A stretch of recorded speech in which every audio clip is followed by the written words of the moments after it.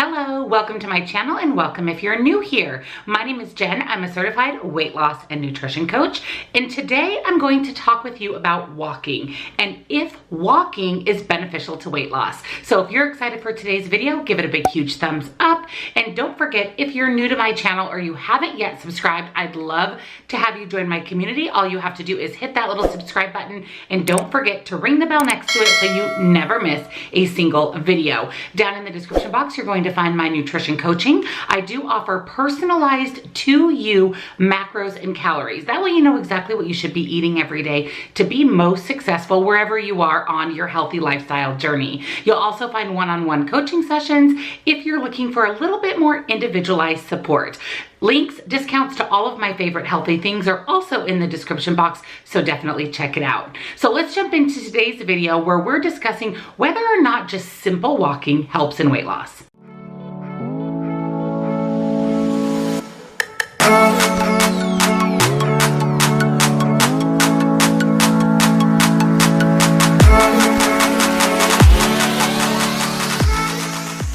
Walking is an excellent form of exercise, and you can really do this anytime, anywhere. Compared to other forms of exercise, there's a lot of people out there that don't feel like walking is as beneficial for weight loss, but this isn't necessarily the case. The simplicity of being able to go out and take a walk makes it really desirable for a lot of people. Now, the number of calories that you're going to burn on a walk has a lot to do with multiple factors.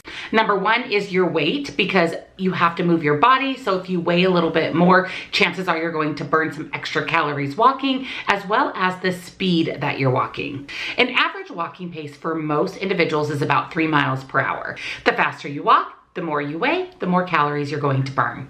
Other factors that can contribute to the number of calories you burn on a walk are things like the outdoor terrain, the temperature, your age, and your sex.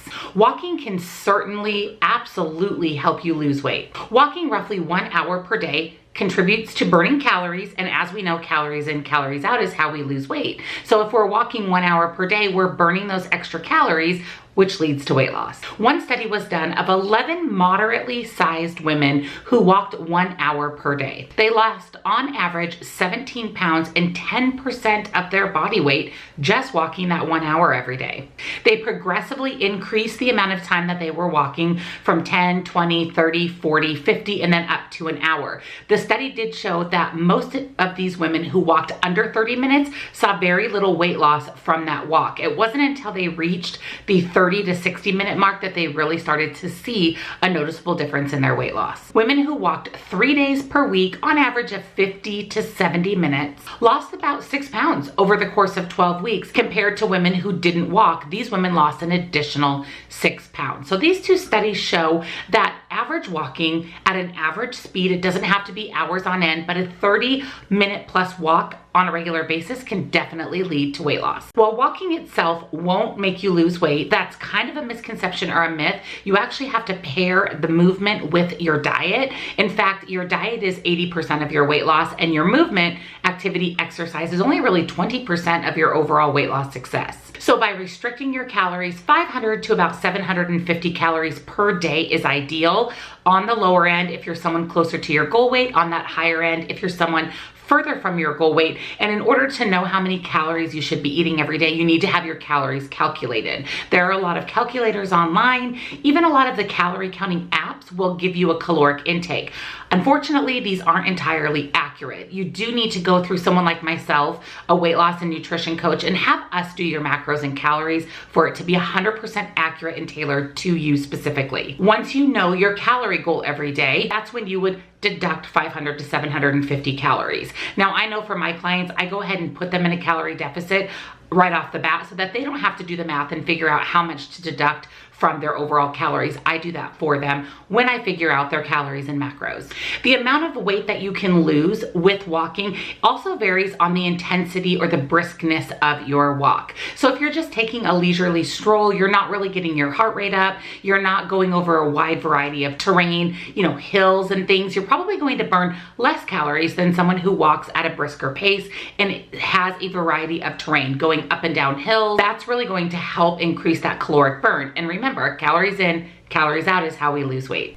There were also studies done that showed that individuals who walked at a brisker pace for a shorter period of time actually burned more calories than those individuals who walked 50 or 60 minutes at a less brisk pace. This kind of goes back to the more intensely you walk, the more terrain you're covering up and down those hills, that's really going to lead to a higher caloric burn, which at the end of the day or the week leads to more weight loss because it puts you in a little bit more of a calorie deficit. So how much weight can you lose by just walking 1 hour per day? To lose weight, you have to consistently eat less calories than you're burning. So you can either increase the number of calories that you're burning with exercise, or you can reduce the number of calories that you're consuming with food, or you can do a little bit of both.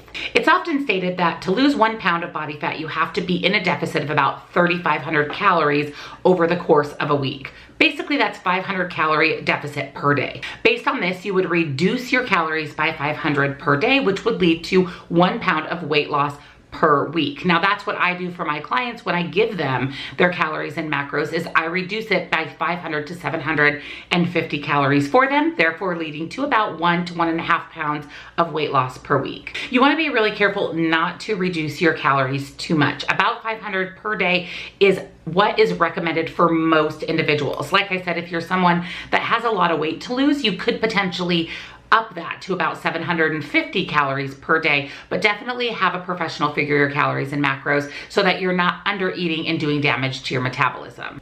So how does walking help with all of this? So by walking, it helps you burn calories, which helps you get closer to that 500 calorie deficit per day, which leads to between half of a pound to about 1 to 1.5 pounds of weight loss per week. Besides weight loss, there are so many other health benefits when it comes to doing a little bit of walking. It helps decrease your LDL or your bad cholesterol. It also improves your HDL or your good cholesterol, improves your mood, and decreases your blood pressure. So besides the benefits that you see on the scale, there's a lot of health benefits related to walking. Adding about 30 minutes of walking every day in addition to your overall normal daily activity is associated with weighing less over time. So there's so many benefits besides your health and just moving your body, and 30 minutes a day is totally doable for most individuals. So how do you get started with walking? If you're someone who hasn't done any walking or really intentional movement, what should you do to get started? Start slow, baby steps. You don't have to go full bore into it and walk 3 hours every day.